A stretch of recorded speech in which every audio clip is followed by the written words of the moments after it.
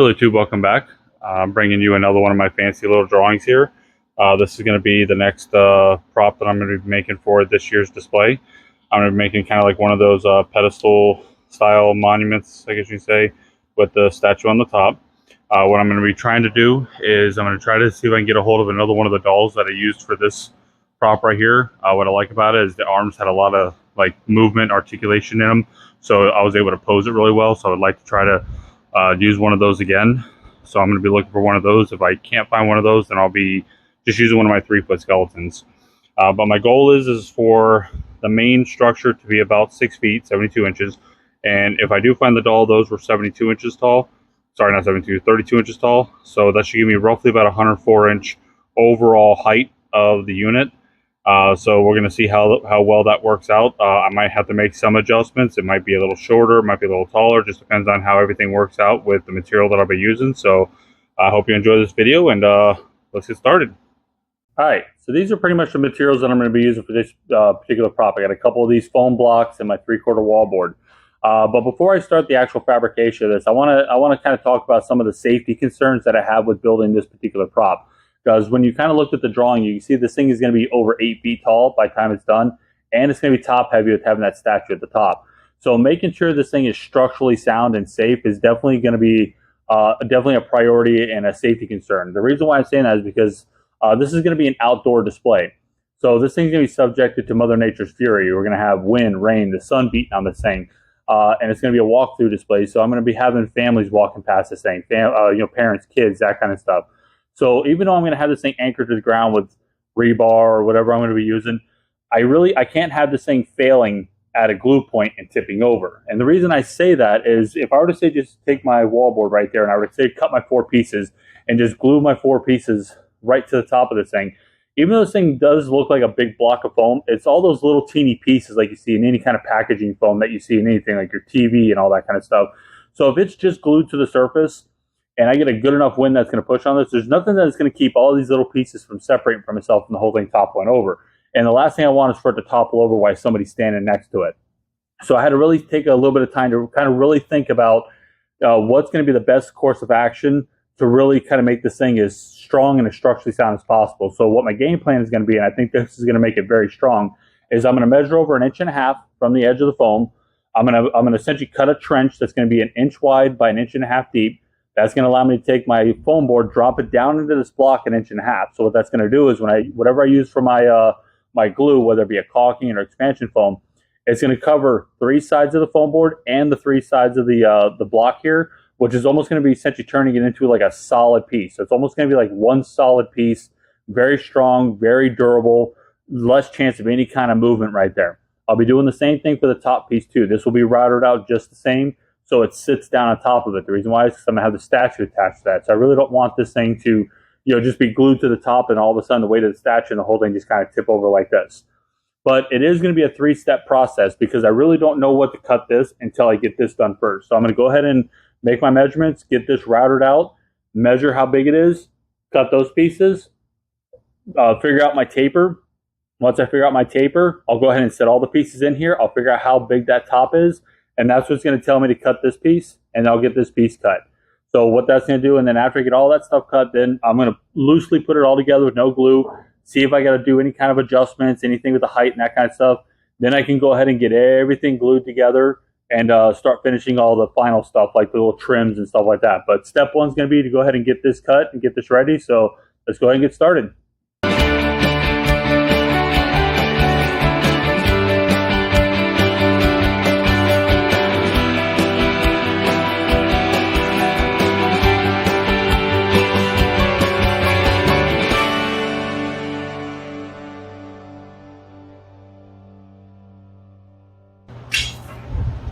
Okay, so I got my foam board out, and I know I got about 14 3/4 is my outside perimeter of this. Now, normally, if say I was going to, butt the foam together, I'd have to cut 2 of them at one size and 2 of them at 1.5 inches smaller to compensate for the thickness of the foam. But I'm gonna run this to a table saw, make 45-degree angles, so this way the foil kind of touches. I think it's gonna have a much better look to it. So I'm going to be able to cut all 4 of them identical, feed them through the table saw, and then run my caulk up and then lock them together that way. And with them being in this trough, and then once they're in the trough on the top one, that's going to keep it from wanting to come apart anyways. So I'm going to go ahead and I'm going to start off by measuring my bottom at 14 3/4. Then I'm going to divide that at the top here, figure out how much smaller I want my top to be, so I can create my taper. And then once I cut my first piece, now literally just flip it over, trace it, cut it, flip it over, and then I'll have 4 identical pieces at that point.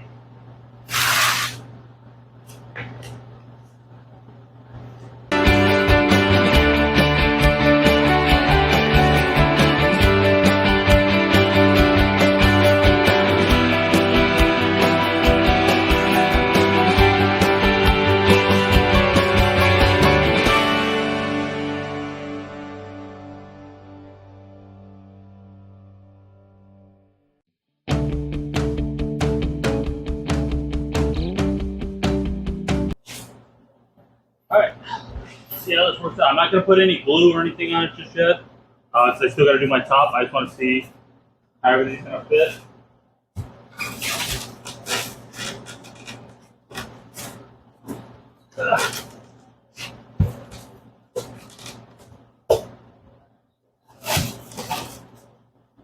Just going to put these in the top. These are just little rope nails, just something to keep the corners together while I'm mess with it, making some measurements, stuff like that.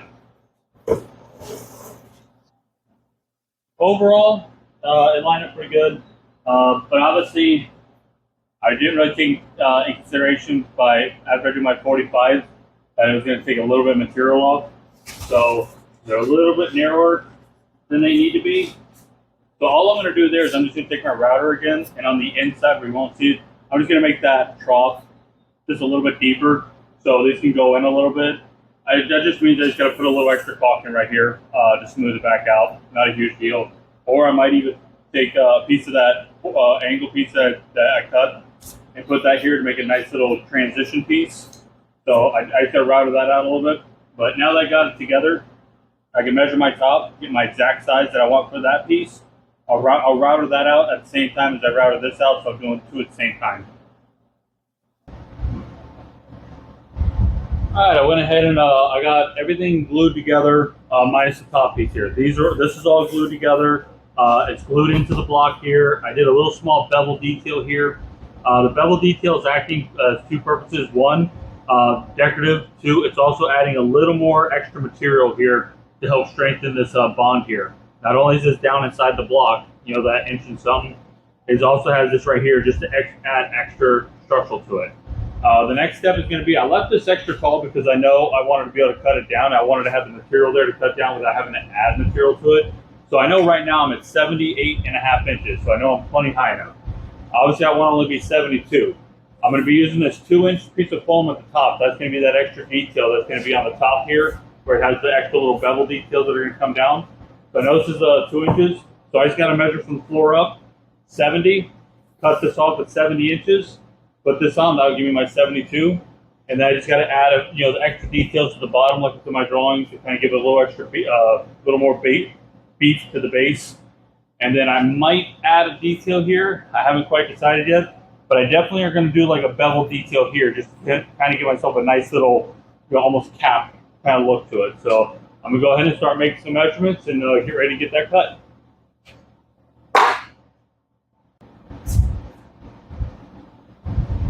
Okay, I got the top cut down. While I was cutting it and I was sanding it, I went ahead and rounded off all the edges with some sandpaper, just give it a nice little rounded corner. I got my little piece right here cut. That's going to go up on top. And then what I'll be doing is I got these pieces right here. It's just a piece of that pink foam from another project that has a nice little 45 kind of deal on it. And what that's going to do is that's going to sit right up here like this, right against that piece. Obviously they're all going to be 45 corners, but that's going to give me like that nice little detail right here going up to the top platform that the statue will be on.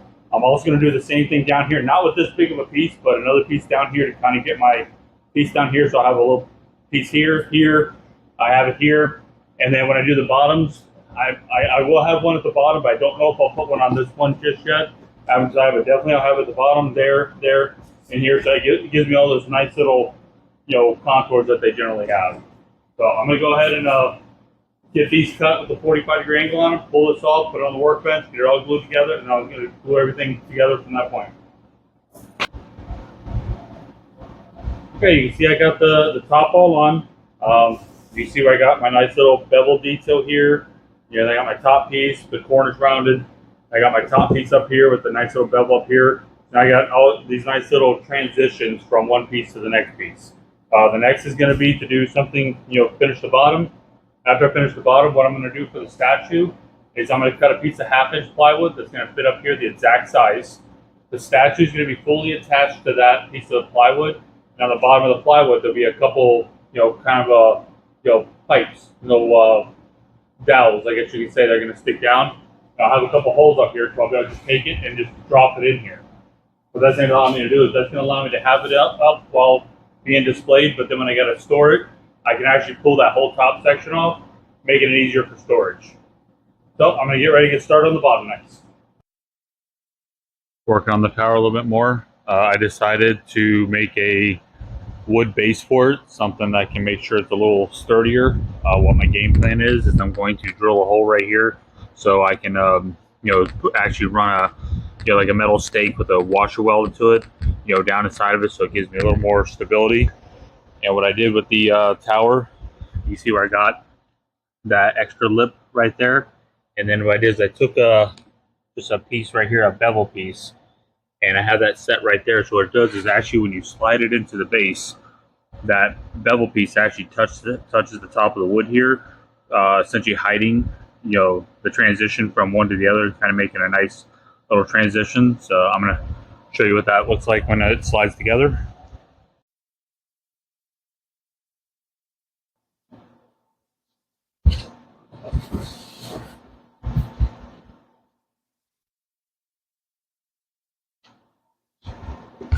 You see now that gives me a much sturdier base, makes it a little more of a bigger platform for it to sit on. Obviously, you saw the top already. So the next is going to be working on the statue for the top of it. I'm getting started on the RIP logo that's going to go on the base right there on the front side. You see where I kind of have it traced out. What it's going to look like, it's going to have a border around it, and then it's going to be carved out in between each letter. So it'll be kind of like one piece that'll be glued on there, and I'll be using my router right there to router it out.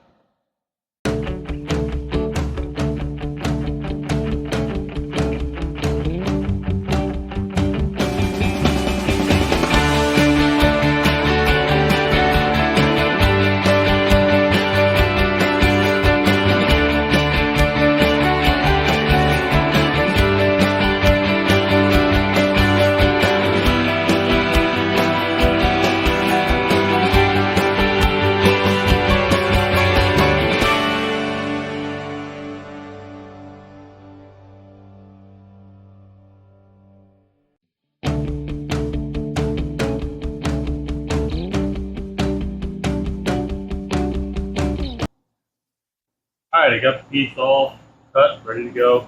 I'm just going to put some caulking on the back side of it. You can see I made some reference lines already. I'm just going to stick that on there. What I'm going to do is I'm going to take these pins. I'm going to push them in areas where I can hide them a little bit easier.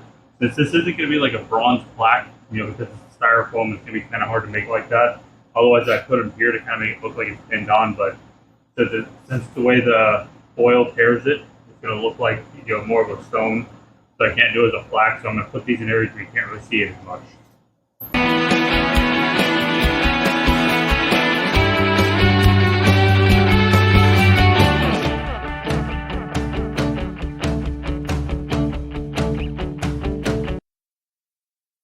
Alright, I was able to get a hold of one of those dolls, good old Marketplace.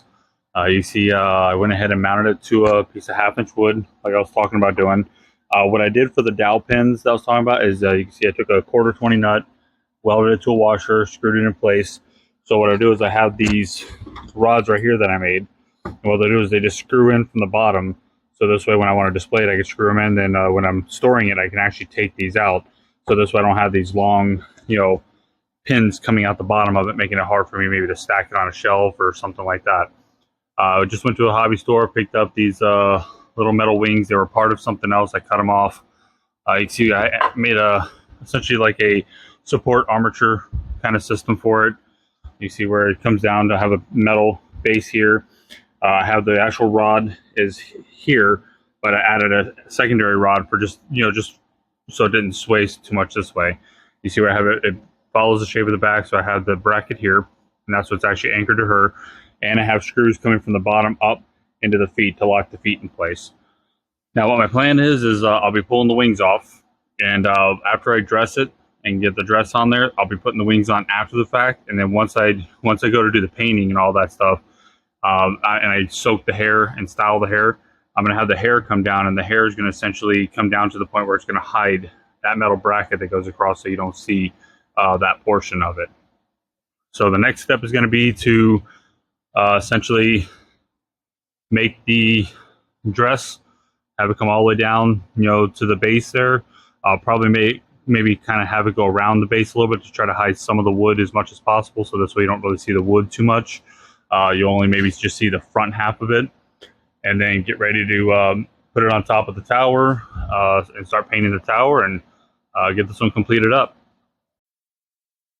Then putting some thought into the paint process for this one. I think what I'm going to do is I kind of liked, doing the whole bronze statue with the patina like I did on the angel prop that I just recently uploaded. I'm going to give that a shot again. I kind of want to do that again. So I'm going to do this one as essentially a concrete pillar base. So I'll paint it, throw my texture on there, make it look like stone. And then I'm going to do a bronze statue on the top with the patina, and then having the patina kind of run down, essentially the pillar and stuff like that. But I'm going to go a little bit different paint scheme with this one a little bit. Instead of doing the gray base like I normally do, I'm going to do more of a white base with a little bit of black mixed into it. So it kind of like dulls it down a little bit, but still makes it kind of a lighter color, I guess you can say. So that's going to be the paint process. I'm going to go with this one. So hopefully this one turns out looking pretty good. Got the tower outside, getting ready to start painting it. Like I said, I'm going to do this one a little different than the other ones. This one's going to be more of a white, or like a little bit of like an off-white base to start with, and then I'll be going from there.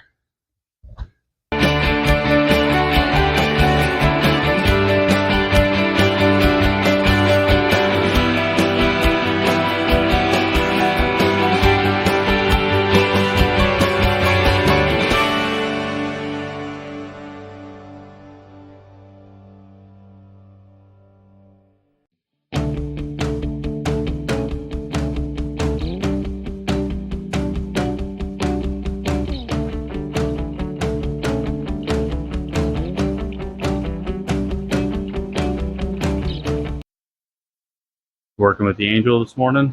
Unfortunately, when you're working with something this small, it's really hard to try to find an outfit like this to fit it. So I had to ask my mom to give me a hand with this one. Normally I would just kind of just drape it and just kind of let everything kind of fold over and stuff like that. But, with this one going to be definitely viewed, all the way around, it's up in the air. You're going to see if it's just kind of hodgepodge together. And my mom's been sewing since before I was born.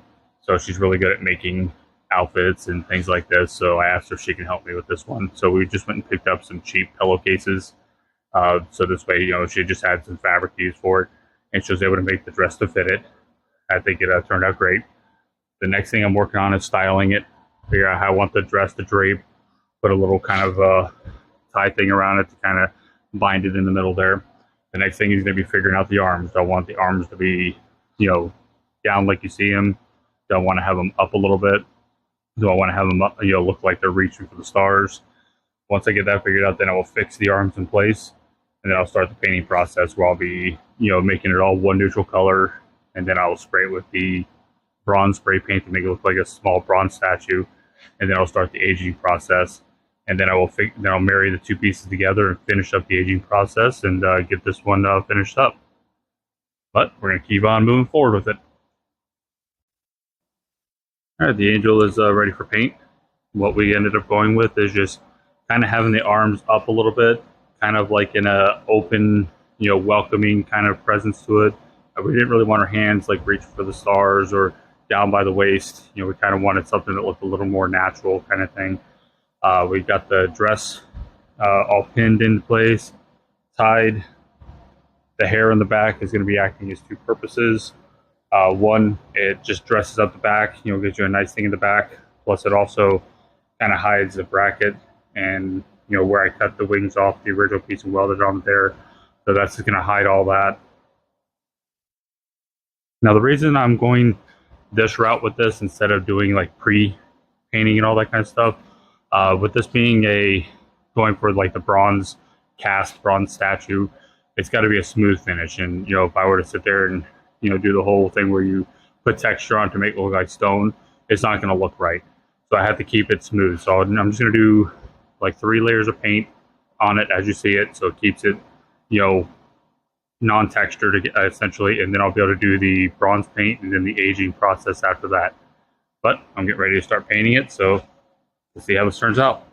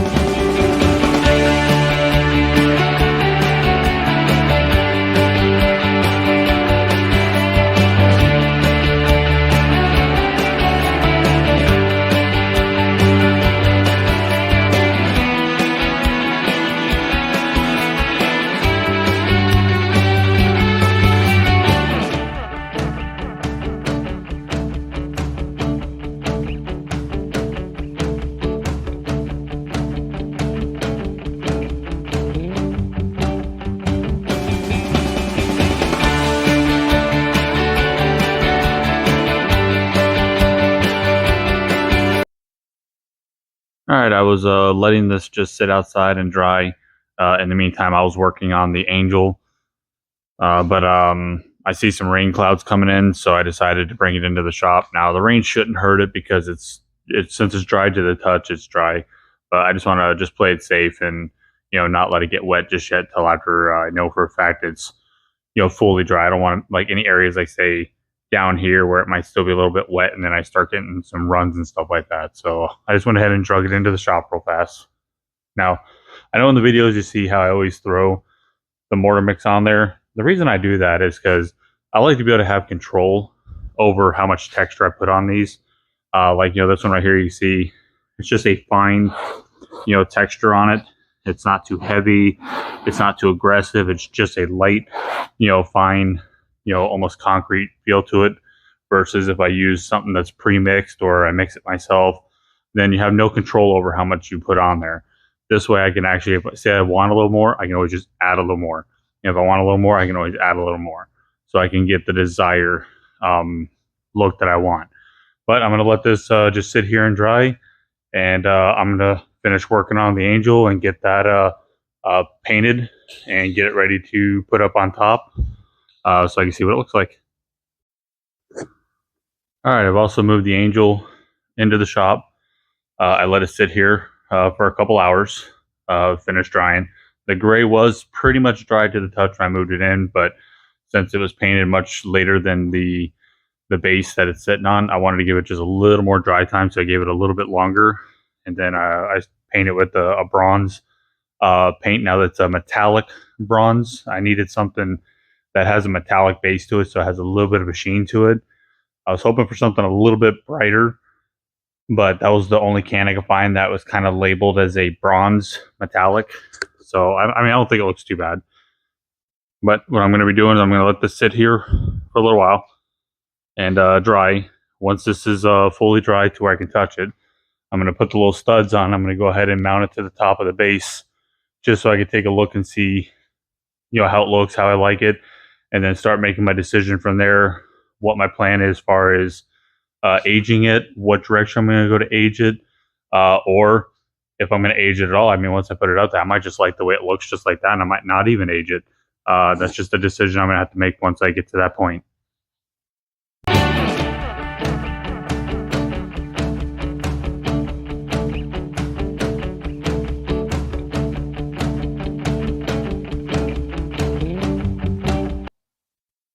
All right, got the angel in place. Overall, I don't think it looks too bad. The only problem it's just too clean. Considering everything else I put in my cemetery, is definitely aged, dirty, grimy, covered in moss, green, that kind of stuff. This would just look way out of place if I just left it too clean looking like this. So it's going to get aged. So what my plan here is, I'm going to take the green and kind of the same thing I did with that angel right there, and obviously put it in specific places to try to make it look as natural as possible. I have a couple reference pictures I'm going to work off of to try to make sure it looks good. And if I don't like it, I can always just repaint the bronze on it again and start over. So it ain't going to be the end of the world if I get too much. I can always just start over. Not that I want to, but I can. And then what I'm going to do for the base, I'm going to start off with some very heavy diluted black. I'm going to put it along the lip here, or kind of like up here, and I'm going to let it run down. And I want it to just run down, drip on here, and splash off, and that kind of stuff. And I'm going to do the same thing with the heavy diluted brown as well, where I'm going to have it up here and just let it run down. And so this way I get a little bit of the black and the brown, because the brown is going to simulate dirt and stuff like that. The black is going to show like just age. And then at the very, very base right here, I'll probably do like a green, because that's closest to the ground, so it's going to kind of have like that look of like splash up and that kind of thing. So I'm going to try to be careful so I don't have to start over again, but you never know. So let's go ahead and get started. All right, now the green that I'm using for the patina, all I did is I took that reference picture. I was on my phone. I just went to the paint shop. Just held those little paint cards up to it. I found one that was really close. I couldn't find one that was like dead on exact, but it's a little bright. But I think once it sits in the sun a little bit and has and fades a little bit, I think it's going to look just fine.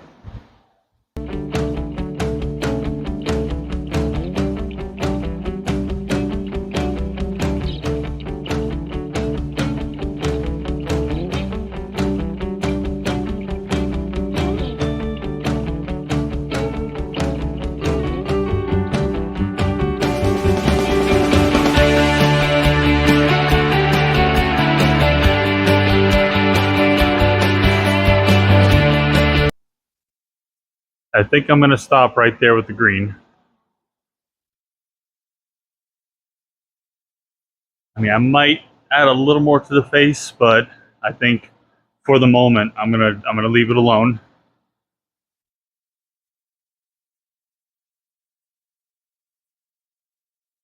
So now I'm getting ready to start with the diluted black and browns, and see how that works out.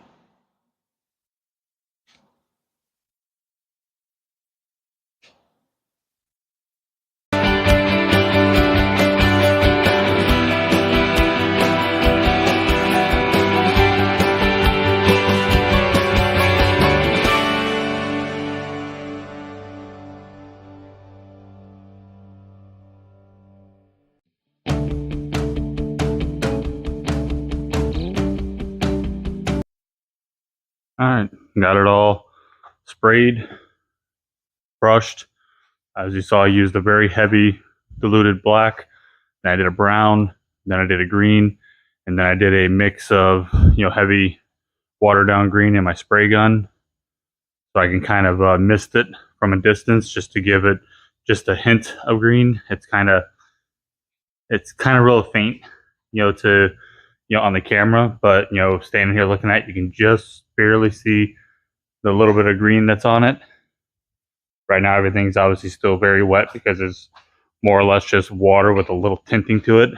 So I'm just going to let this sit and dry all night, and I will take a look at it tomorrow and see how it came out, see if I need to make any small adjustments or if I'm going to leave it as is.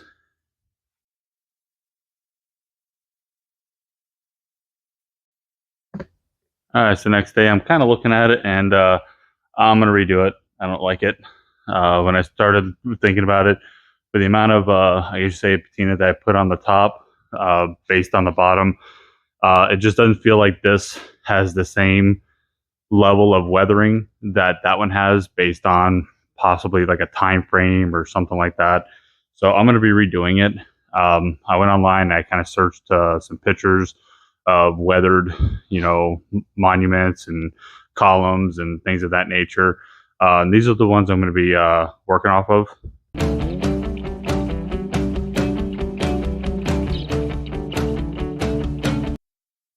So you can see there's a lot more black on it, not so much green. So I'm going to be putting a lot more black on there. Then I also kind of decided that the rest in peace thing, I'm going to turn that into a bronze plaque to match that. So I'll end up putting a little bit of patina down there. And I have another picture that I'm going to kind of use as a reference for that one.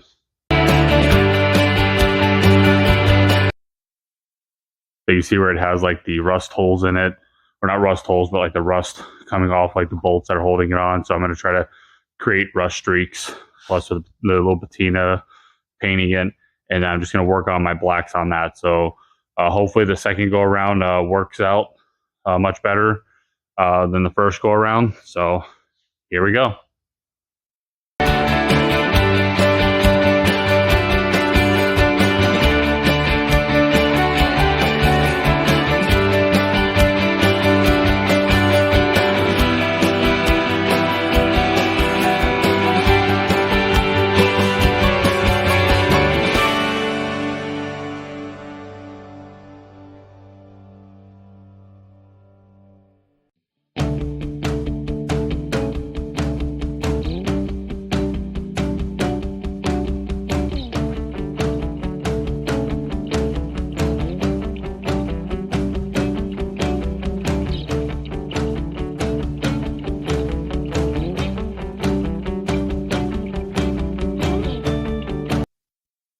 Alright, weathering part 2 is done. I definitely made the bottom more of a black color, kind of like in those reference pictures. I definitely made sure the top was a little bit more darker. The center section's definitely darker. I put some browns in there, a little bit of greens.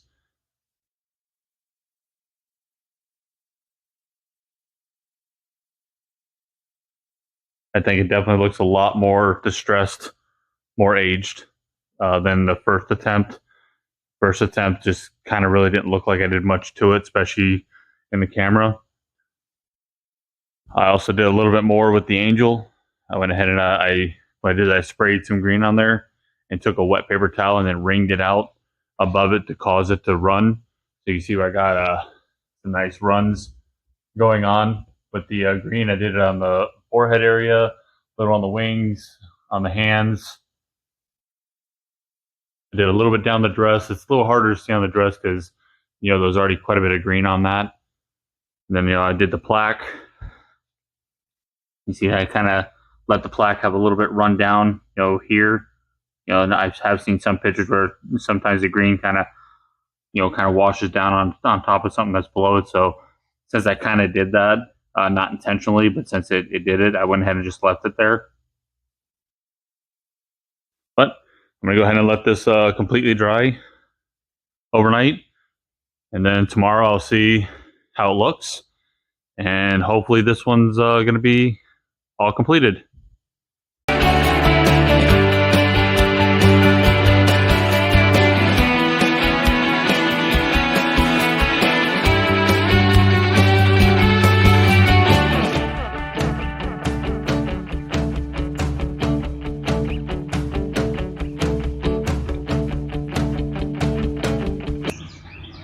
Yeah, you got it out here in the yard, let it dry all night.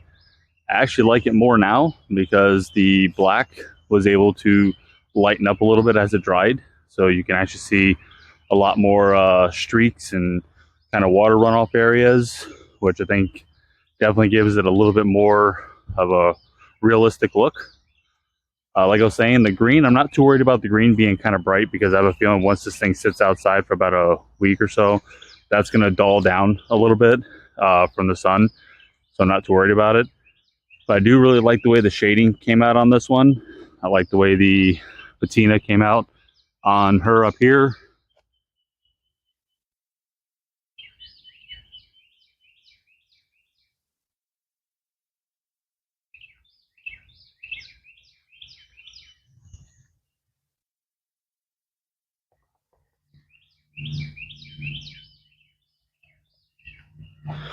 Overall, I actually really like this one. I have a feeling this one's going to stay in my collection for quite a while.